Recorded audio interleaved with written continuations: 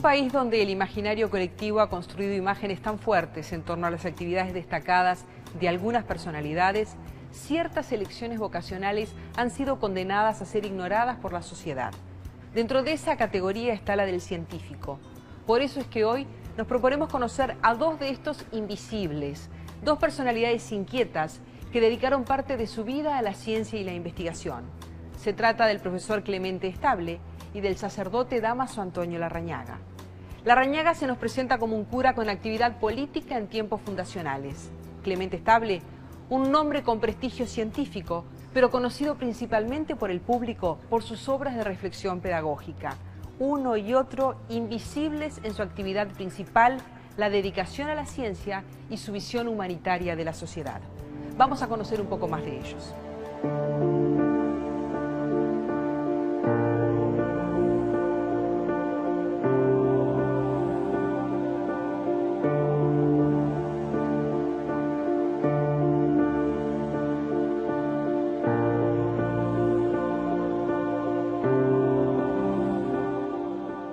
Su nombre ocupa un lugar en la historia nacional. Fue cabildante, fue diputado, fue senador, fue hombre de confianza de Artigas durante una etapa de la gesta artiguista. Es un hombre que aparece al lado de los grandes de la historia y tal vez por eso tiene cierta cuota de invisibilidad con respecto a sus opciones personales. Vamos a hablar con el historiador Carlos de Masi del cura Dámaso Antonio Larrañaga, o el cura Larrañaga, que seguramente era como se lo conocía en su momento, que sin embargo de Masi tenía intereses que iban por otro lado, ni por la política, ni por todas esas acciones de estrategia que tuvo que llevar adelante desde el punto de vista diplomático. En buena medida la presentación que hiciste muestra su invisibilidad. Era un científico, le gustaba la ciencia, pero claro, en aquella época no era para nada una actividad que pudiera llamar la atención o que pudiera tener destaque. Larrañaga es de esos personajes que tienen las desgracias de nacer en tiempos turbulentos. Entonces tienen que hacer cosas que en realidad no es lo que quieren hacer. No pueden no hacerlas, no le dan opción. Digamos, Larrañaga tiene que actuar en política, pero es lo más distante de un político. Tiene que oficiar llevando, digamos, las ideas de Artigas a Buenos Aires, pero es él estructuralmente un componedor, no quiere conflictos, quiere que la gente se lleve bien. Entonces, claro, termina traicionando a todo el mundo, porque le hace creer a Artigas que en realidad Buenos Aires tiene buena intención, le hace creer a Buenos Aires que las ideas de Artigas no son esas, sino... Entonces, al final, digamos, desde esa perspectiva queda muy mal visto. ¿Y eso es a conciencia? Bueno, no sé si esa conciencia. Creo que lo que Larrañaga quiere hacer más bien es salir del problema, dedicarse a lo que a él le gusta. La mirada de la historia nacional lo cuestiona con mucha fuerza, pero con bastante injusticia, porque en definitiva se lo está juzgando dentro de lo que no es su eje principal, su línea principal. Claro, ¿cómo hablar de un científico en el Uruguay a principios del siglo XIX? Uno se pregunta, entonces, ¿por qué un hombre al que no le interesa la política termina ocupando roles tan recordados por la historia, como ser el portador de las instrucciones del año 13 a Buenos Aires, por nombrar solo alguna de sus emblemáticas misiones?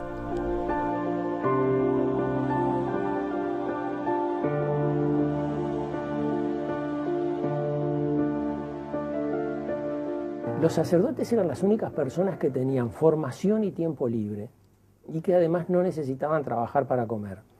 Entonces eran los personajes ideales para mandar en misión al otro extremo del mundo, por ejemplo. Y entonces si tú mirás de los 6 diputados que elige el Congreso de Abril, 5 son sacerdotes. Eran casi profesionales de la diplomacia. Y digamos, profesionales benévolos o candidatos benévolos porque bueno, era lo que estaba disponible. Y en general aceptaban, digamos, lo tomaban un poco bueno, como una especie de obligación cívica. Hijo de un vasco español, Dámaso Antonio Larrañaga nació en Montevideo en 1771 y se formó en Córdoba y Buenos Aires, donde estudió teología y filosofía del siglo XVIII. Uno siempre se imagina las universidades españolas de la época colonial, acá serían un atraso, etcétera, etcétera. No, se enseñaba la última, digamos, lo más adelante. De ahí fue donde salió todo ese espíritu fisiocrático que tiene Larrañaga, que va permanentemente mirando lo que es apto para la agricultura, lo que se puede aprovechar de las plantas, etcétera, etcétera. Entonces, esa formación, digamos, mucho más científica que teológica, Larrañaga no tenía mucha vocación de teólogo, no hay mucha cosa que se le pueda atribuir a Larrañaga en el sentido estrictamente religioso, pero sí, digamos, en ese otro que lo había conseguido en su formación universitaria. Ese es su eje principal, la ciencia. Ese es su eje principal, la ciencia. Él es una mentalidad científica y además una mentalidad moderna. Que en aquella época uno mira, incluso los que están participando en la revolución parecen más bien del siglo XVII que del siglo XIX. Larrañaga es muy moderno, es muy actual. Se preocupa por la ciencia, está muy informado en la ciencia. Lo que era la ciencia fundamentalmente en su época y la que a él más le atraía era la botánica. Seguía mucho la línea del Linneo, de clasificar, entonces siempre estaba mirando. Una de sus obras científicas más destacadas la escribió siendo párroco de la Iglesia Matriz de Montevideo. Para solucionar las diferencias entre Artigas y el Cabildo de Montevideo, Larrañaga tuvo que viajar a Paysandú. En el trayecto escribió su famoso diario de viaje de Montevideo a Paysandú, en el que describe cientos de especies vegetales y da una de las mejores descripciones del héroe y su vida cotidiana. Es notable en el viaje que hace a Paysandú, en el diario de viaje, va permanentemente mirando y describiendo lo que está viendo. Es decir, está pensando en una mentalidad evidentemente práctica.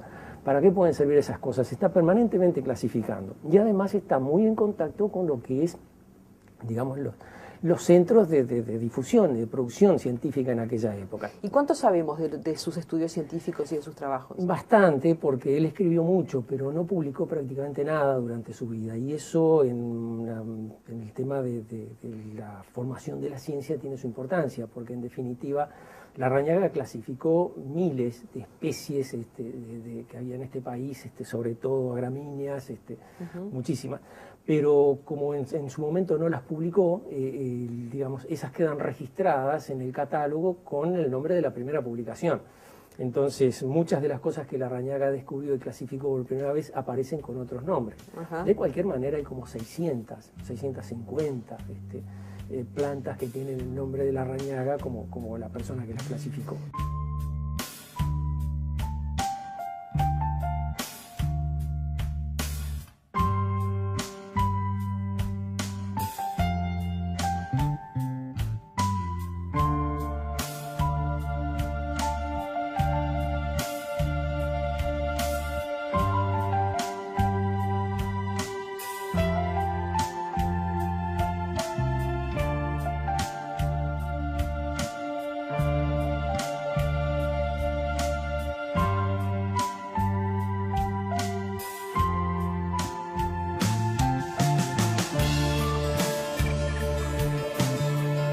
En los últimos años de la causa artiguista, Dámaso Antonio Larrañaga se unió a la dominación portuguesa. Incluso fue diputado al Congreso Cisplatino, en el que se acordó la incorporación definitiva de la banda oriental a la monarquía portuguesa.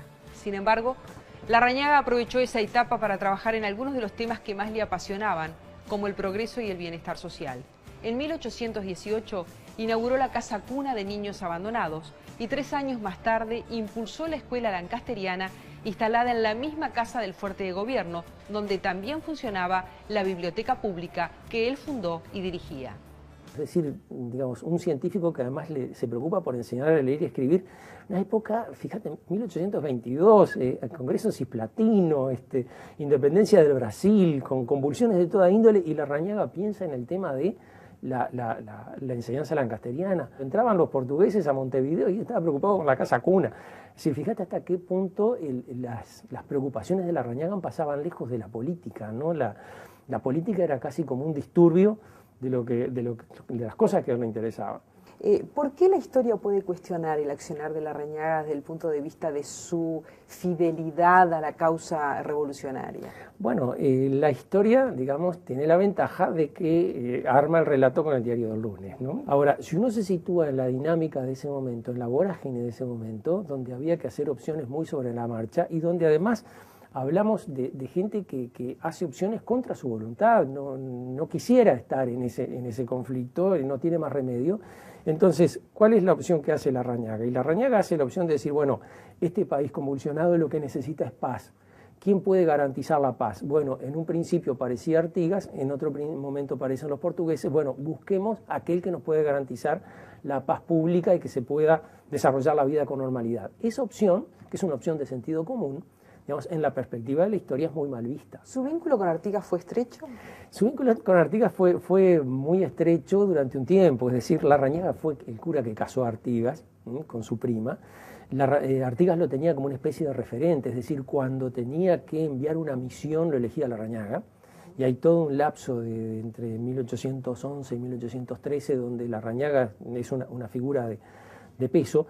1814 tiene allí un desacuerdo con Artigas que lo lleva, digamos, a que se distancien, pero de cualquier manera Larrañaga es el cabildante de Montevideo, Larrañaga es el primer director de la biblioteca pública y Artigas le escribe así con entusiasmo, diciendo: me parece notable la biblioteca, un lugar en el cual la cultura, los ciudadanos puedan ilustrarse, etcétera, etcétera, le parece muy bien que sea Larrañaga. Bueno, está la noticia de que el santo y seña, la consigna del día de la inauguración de la biblioteca eran: sean los orientales tan ilustrados como valientes. En fin, le da mucha jerarquía. Ahora, me da la impresión de que Artigas había aprendido a conocerlo. Es decir, bueno, qué cosas se puede esperar de Larrañaga y qué cosas no.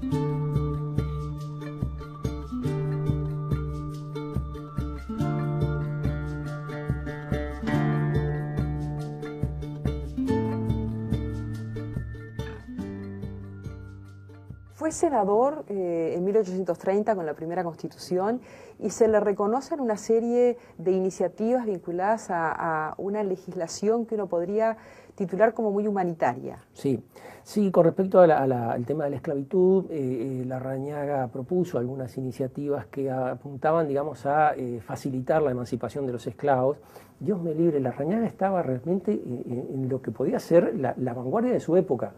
Ahora, ¿quién podía importarle en este país que él estuviera en la vanguardia de su época?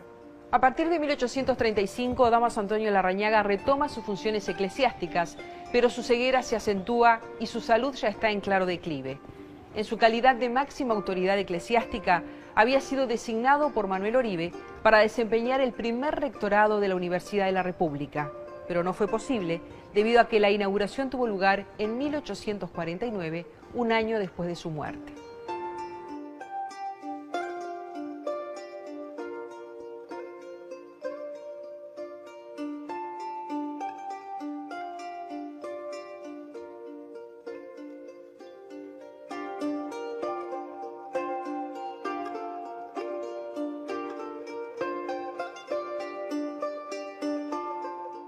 Fue senador, fue hombre de confianza de Artigas durante una etapa de la gesta artiguista. Es un hombre que aparece al lado de los grandes de la historia y tal vez por eso tiene cierta cuota de invisibilidad con respecto a sus opciones personales. Vamos a hablar con el historiador Carlos de Masi del cura Dámaso Antonio Larrañaga, o el cura Larrañaga, que seguramente era como se lo conocía en su momento, que sin embargo de Masi tenía intereses que iban por otro lado, ni por la política, ni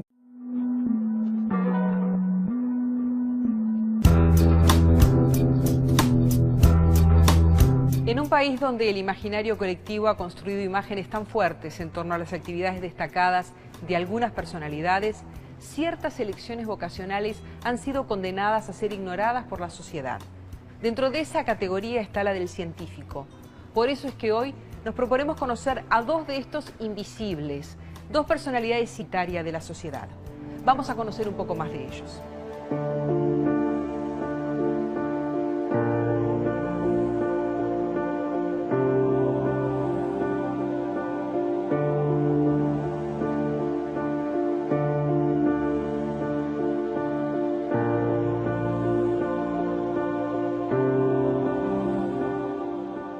Su nombre ocupa un lugar en la historia nacional. Fue cabildante, fue diputado, por todas esas acciones de estrategia que tuvo que llevar adelante desde el punto de vista diplomático. En buena medida la presentación que hiciste muestra su invisibilidad. Era un científico, le gustaba la ciencia, pero claro, en aquella época no era para nada una actividad que pudiera llamar la atención o que pudiera tener destaque. Larrañaga es de esos personajes que tienen las desgracias de nacer en tiempos turbulentos.